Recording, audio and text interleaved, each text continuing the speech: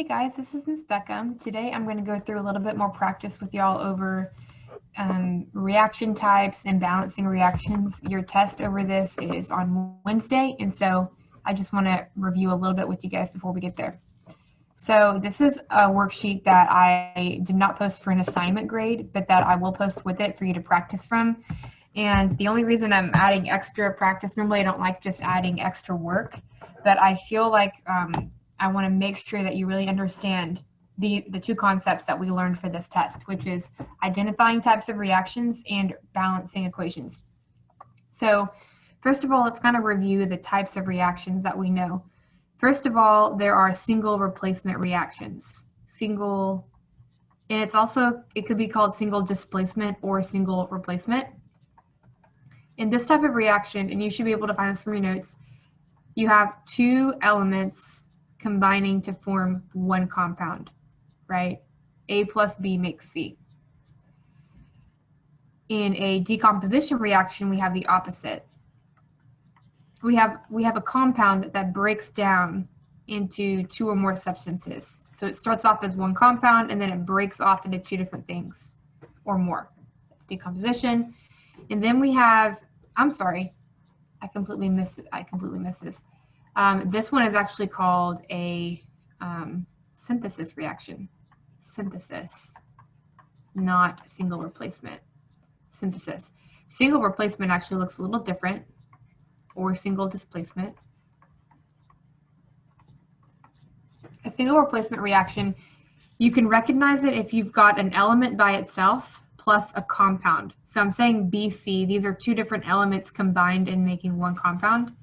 And what happens is the A element normally has it either has a positive or negative charge, and it bumps out the other one. And so the A might bump out the B and make it AC, and the B now is by itself.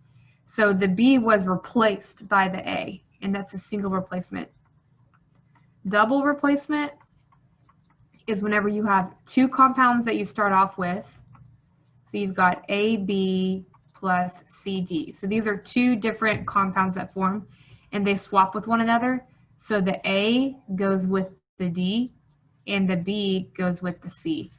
But positively charged ones are always written first. So it's going to be AD plus CB.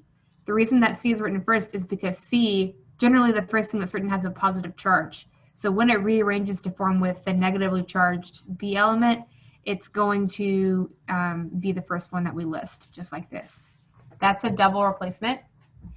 Combustion, you can recognize by the presence. You will see something like this.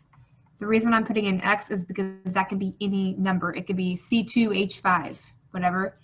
But also, it's going to have oxygen, and it's going to react to form CO2 plus H2O.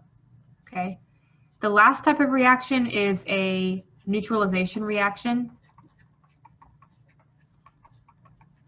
And in this reaction, you have an acid plus a base, and I'll talk about that, makes a salt plus a water. Okay. Let's see.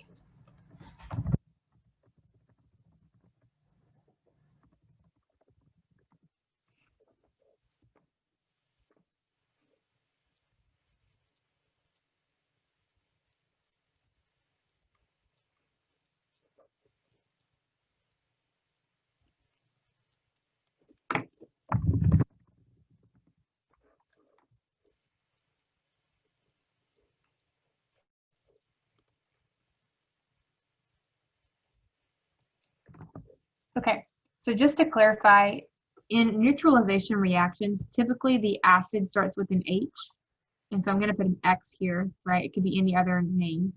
And then the base can be multiple different things. It could be different things, but a lot of the time it has an OH in it.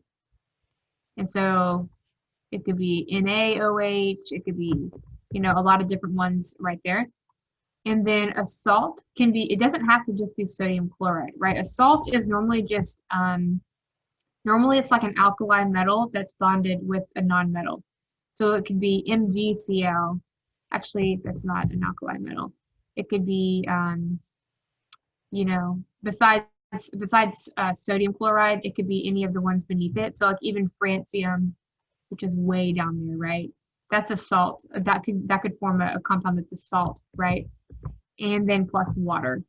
And so if you notice, there's an H to begin with, and then you see an OH, and then kind of just like an ionic compound, and then water. It's a neutralization reaction. Those are general pointers for it. We'll talk more about acids later on as well. So now that we know these, we can identify the types of reactions and balance them. So I'm going to identify the types first, okay? So when I look at this problem number 1 here, I see that I've got Na plus NaBr, right? But it's made of 2 elements, sodium and bromine, so that's our A and our B. And then I see H3PO4. So you might think, okay, that's 3 different elements, but PO4 is a polyatomic ion from that ion sheet, right? It's a phosphate. That's its name. So I'm going to call that one thing. So this is our C and this is our D. Okay, first of all, there really is only one that has like an A, B, C, D format, which is this one, right? A double replacement. So let's see if they do swap like a double replacement reaction does. So we look here, and now sodium, which is our A, right? So I'm going to call this A. Phosphate was our D, H was our C, and Br was our B, right? And if you look, that's exactly what a double replacement reaction is. And so we're going to write right here, double replacement. I'm going to say Dr for double replacement. Okay. So this next one here, again, I see A, B, C, D. Now we've got A with a D, and then aluminum is our C, and OH is our B. So again, this is a double replacement.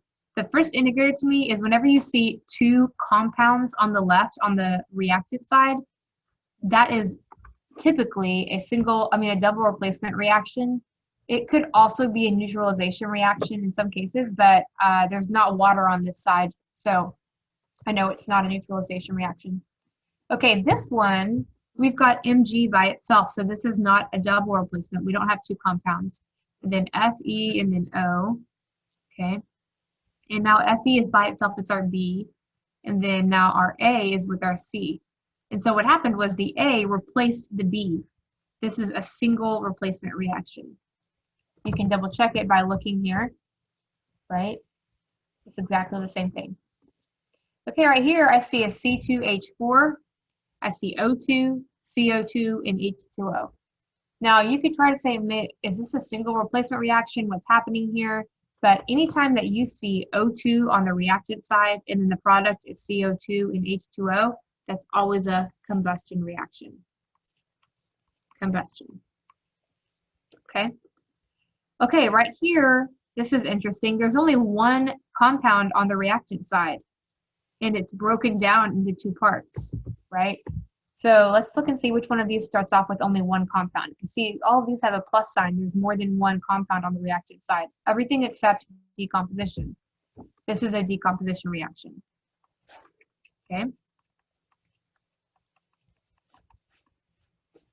Here I see a compound, NH3. Okay, so that's our A and B.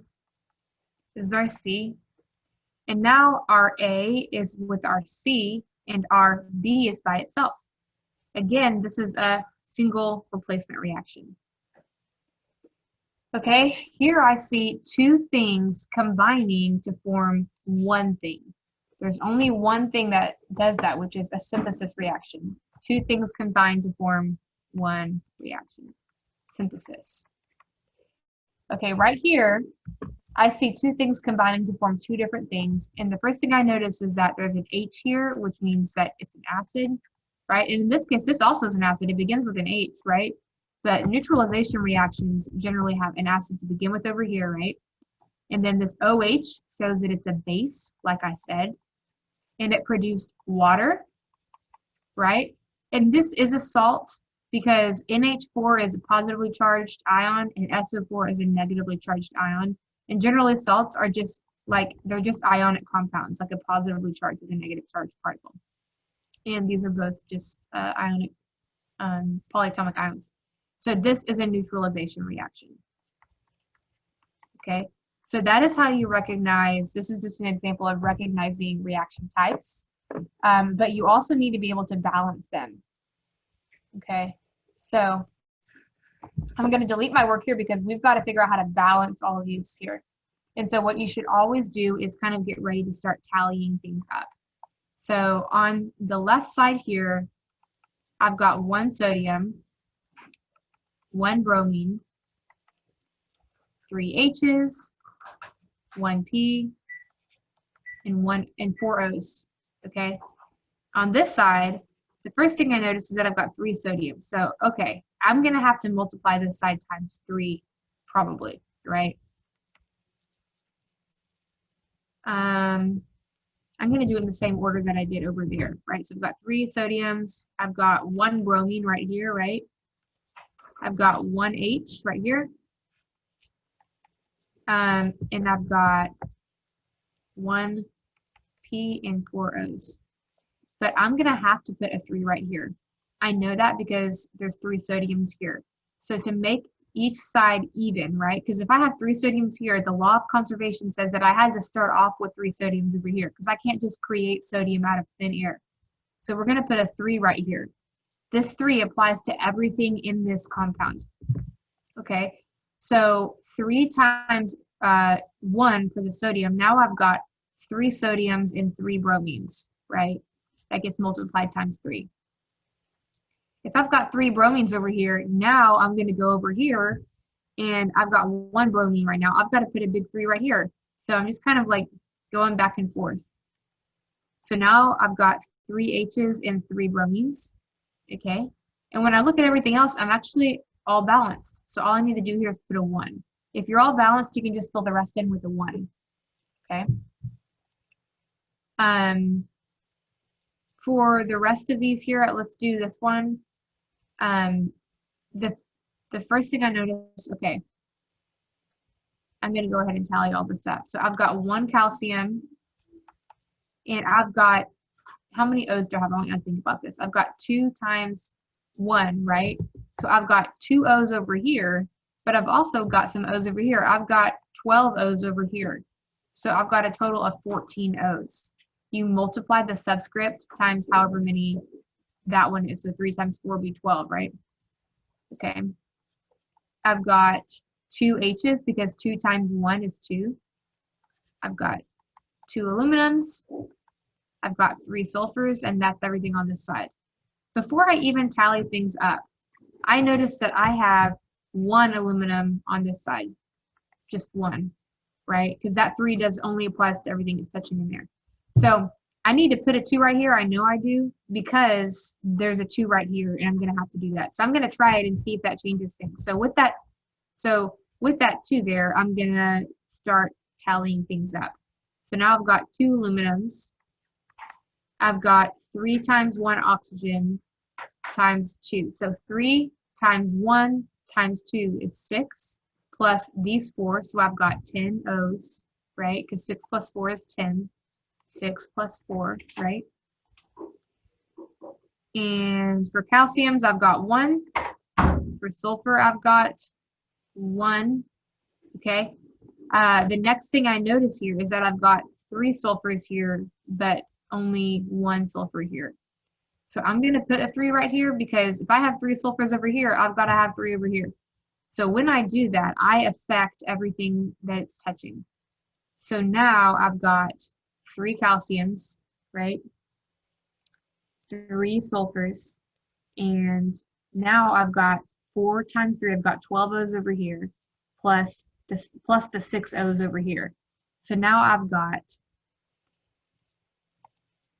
18 oxygens. Okay, and that is everything on this side. So now let's kind of look and see where we're the same and where we're not. So 4 times 3 is 12, 13, 14. The one thing I notice is that I've got 3 calciums over here, and so I'm going to have to put a 3 right here to make that even. So I've got 3 calciums now, 3 times the 2 oxygens, because 2 times 1 times 3 is going to be 6, plus these 12 here is going to be 18. Now, I hope I didn't do that too fast. I'm going to slow down. The reason I have 18 O's right now is because 2 times 1 oxygen is 2, right? But that's all multiplied times this 3. So 2 times 3, I've got 6 oxygens over here. And over here, I've got 4 times 3, I've got 12 oxygens. So 6 plus 12 equals 18 total. That's where I got my O's there. Okay, so now we're looking pretty good. We're close. And then for my H's, I've got 2 times 1 times 3. I've got 6 H's. And it looks like I forgot to tally up my H's on this side. 3 times 2, I've got 6 H's. So wow, that was a lot of work. But when I look right now, everything is evened out. Okay, I'm going to do one more of these just to make sure you'll have enough. But I think if you have any questions after that, you can let me know. So on this side, the first thing I notice is I've got 2 irons here and I've got no irons over here, right? I can still tally things up if I want to do it that way, right? So I've got 2 irons, 3 oxygens, and 1 magnesium. And on this side, I've just got 1 of each. So the problem that I notice is that my irons aren't the same on both sides and my oxygens aren't the same on both sides. So I know that because there's 3 oxygens here, I've got to put a big 3 right here because I need to get to 3 oxygens. I've got to put a 3 right here because I need to get to 3 oxygens. And 3 times 1 is 3. But putting that 3 there affected my magnesiums. Now I don't have 1 magnesium. Now I have 3 magnesiums. So now we've got the same number of O's. They're the same on both sides, right? My irons are not the same though. I've got 2 irons over here and 1 over here. I need to put a number here that multiplies to get iron to 2. And that number would be 2, right? Because 2 times 1 is 2. Okay. Now the only thing that's off is my magnesiums. I've got 3 magnesiums over here, but only 1 over here. So I'm going to put a big 3 right here to get this side to 3 magnesiums. When I do that, I am all evened out. Hopefully this kind of helped you guys get started. Some of these are harder than others, but just keep practicing. The more you practice, the easier it'll get for the test. And let me know if you have any questions. Have a great day.